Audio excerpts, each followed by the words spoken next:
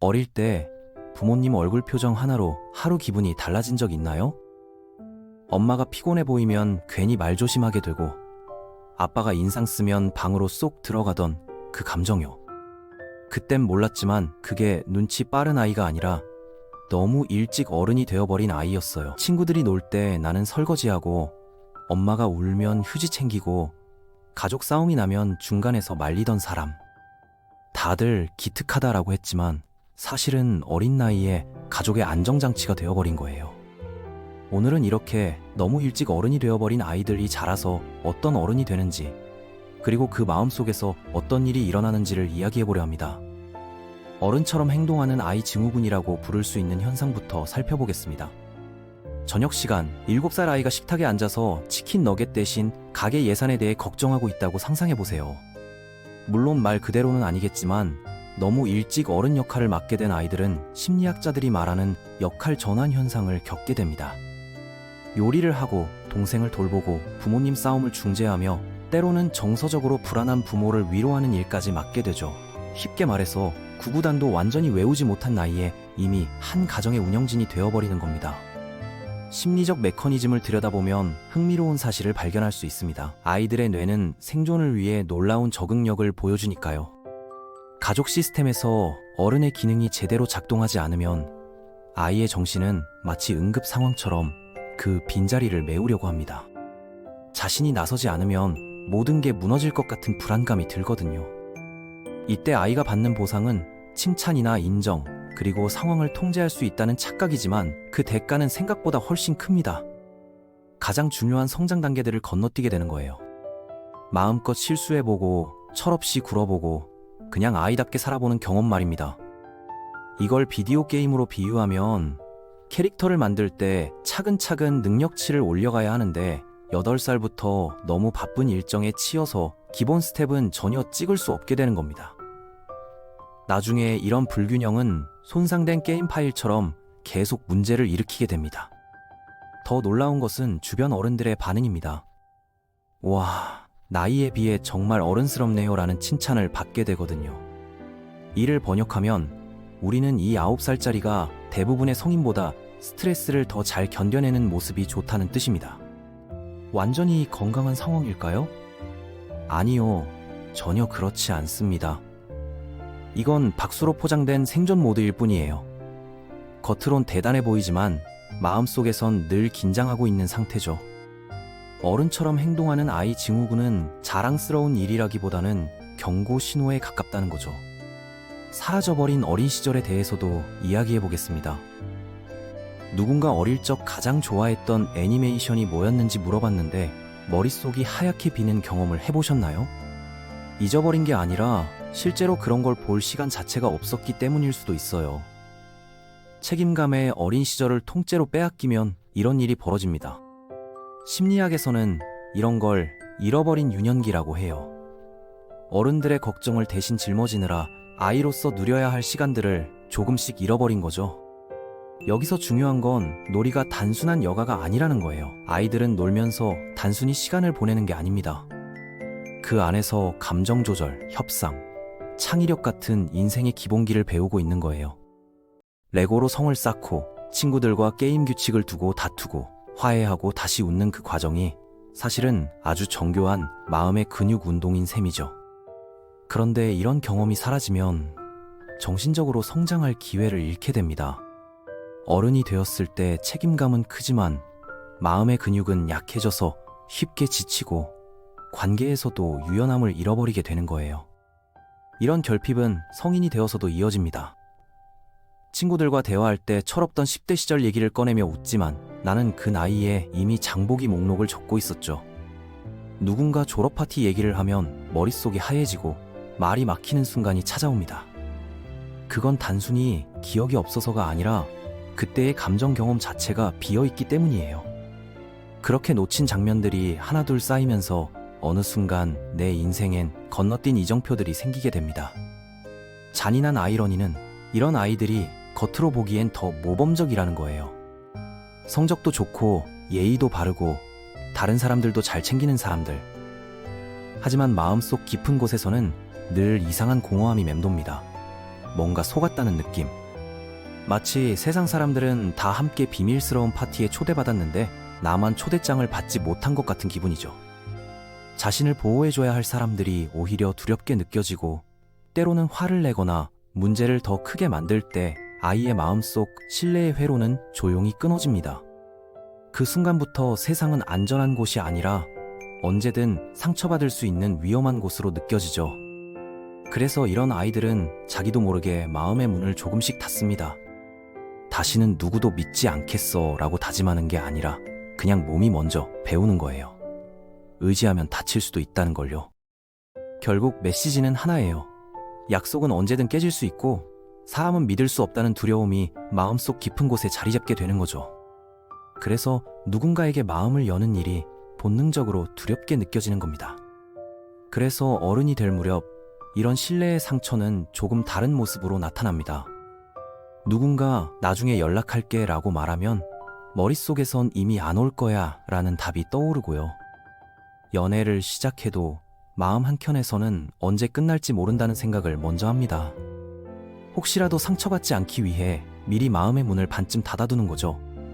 아이러니하게도 사람들은 당신을 독립적이라고 부르는데 이건 힘을 주는 표현처럼 들리지만 솔직히 말하면 외로움을 다른 이름으로 부르는 것일 뿐이에요.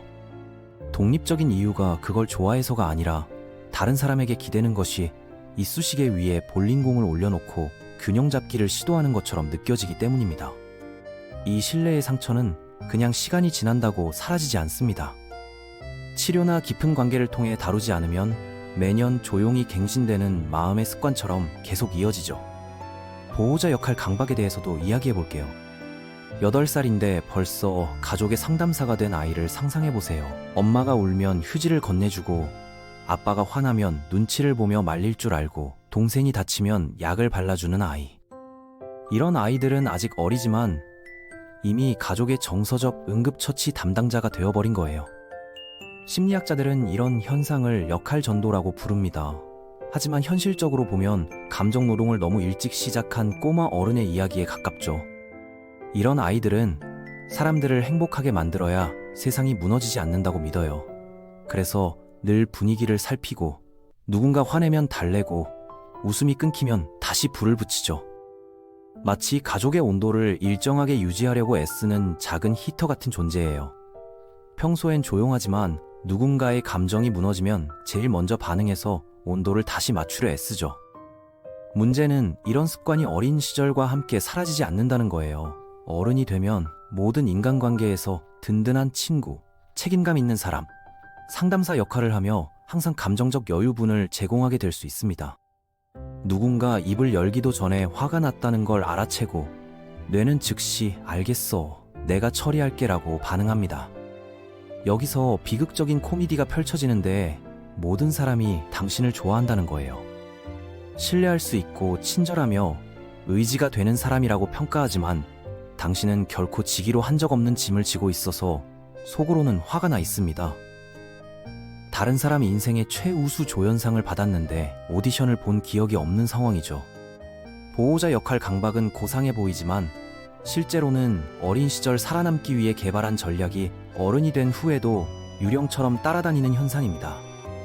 완벽주의라는 생존 도구에 대해서도 이야기해 보겠습니다. 아이가 장난감을 한 줄로 가지런히 늘어놓는 모습을 떠올려 보세요. 정리정돈이 좋아서가 아니라 그게 세상에서 자신이 통제할 수 있는 거의 유일한 일이기 때문입니다. 집안이 늘 불안정한 아이는 마치 폭풍 속에서 작은 등불을 붙잡듯 통제에 매달리게 됩니다. 부모의 기분은 예측할 수 없지만 숙제는 완벽하게 끝낼 수 있고 부모님의 싸움은 막을 수 없어도 적어도 내 책상 위만큼은 깨끗하게 유지할 수 있다고 믿게 되는 거죠. 그렇게 통제는 대처 방식이자 마음의 안전지대가 됩니다.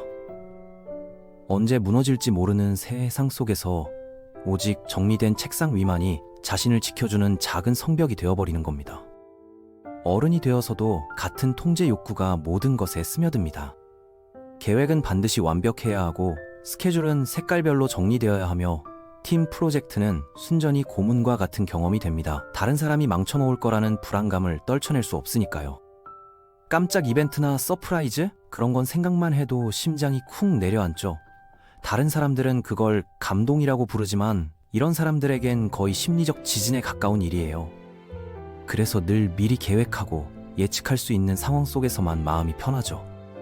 겉으로 보면 참 체계적이고 깔끔한 사람처럼 보여요. 주변에서는 부럽다, 어떻게 그렇게 완벽하냐라고 하지만 사실 그건 깔끔함이 아니라 불안을 막기 위한 방어막이에요. 혹시 방 청소를 끝내면 괜히 마음이 조금 안정되는 사람 있죠?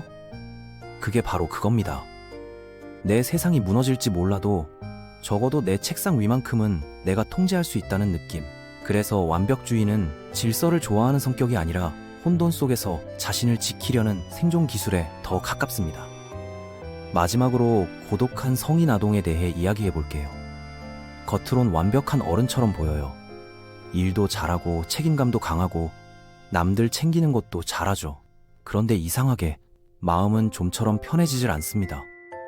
너무 일찍 철이 든 사람들의 공통점이에요.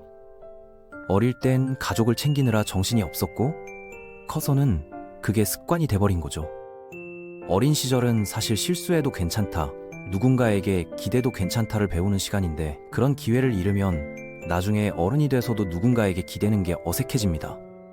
9살의 저녁은 척척 차릴 줄 알았지만 정작 나 힘들어 한마디는 끝내 못 배운 거예요. 그래서 어른이 되면 독립적인 사람처럼 보이지만 사실은 외로움에 너무 익숙한 사람, 누구에게 기대는 게 아니라 혼자 버티는 게 더 안전하다고 느끼는 사람, 그게 바로 고독한 성인 아동의 마음이에요. 아이러니하게도 이런 사람들은 주변에서 존경을 많이 받아요. 너 진짜 대단하다. 넌 멘탈이 강한 사람 같아. 하지만 속마음은 조금 다릅니다. 겉으론 다 괜찮아 보이는데 이상하게 마음 한쪽은 늘 텅 비어 있죠. 심리학에서는 이런 걸 발달이 잠시 멈춘 상태라고 부릅니다. 어릴 때 책임감이 너무 커서 어린 시절을 제대로 살아보지 못한 사람이죠. 겉으론 성숙하고 강해 보이지만 마음속에는 늘 피곤함과 외로움이 함께 있습니다. 늘 누군가를 챙기고 문제를 해결하면서 자라다 보니 정작 자기 마음을 돌보는 법은 배우지 못한 거예요. 그래서 어른이 되면 웃고 떠드는 자리에 있어도 왠지 어색하고 남들처럼 가볍게 행복해지는 게 잘 안 됩니다. 책임감은 얻었지만 가벼움은 잃어버린 거죠. 마치 수영장에서 물장구를 쳐본 적도 없이 깊은 바다에서 먼저 헤엄치는 법을 배운 사람처럼요. 하지만 괜찮아요. 지금이라도 그 사실을 알아차렸다면 이미 치유의 첫걸음을 내디딘 거예요. 너무 빨리 어른이 되었던 그 시간에서 벗어나 이제는 천천히 놓쳤던 어린 시절의 조각들을 다시 주워 담을 수 있습니다. 진짜 어른이 된다는 건 완벽해지는 게 아니라 마음속 그 아이와 화해하는 일이니까요.